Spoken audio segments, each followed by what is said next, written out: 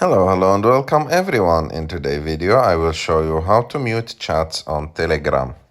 To do this it's very simple. You have just to go open Telegram and go to any conversation that you want to mute. For example, I will open this one, and after that click on the name on the picture of the person that you are talking with, and as you can see here you will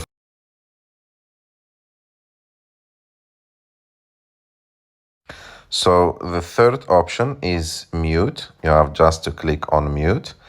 And as you can see, you have like multiple options. You can mute it forever, or you can mute for 1 hour, 8 hour, 1 day, 7 days, or choose the time.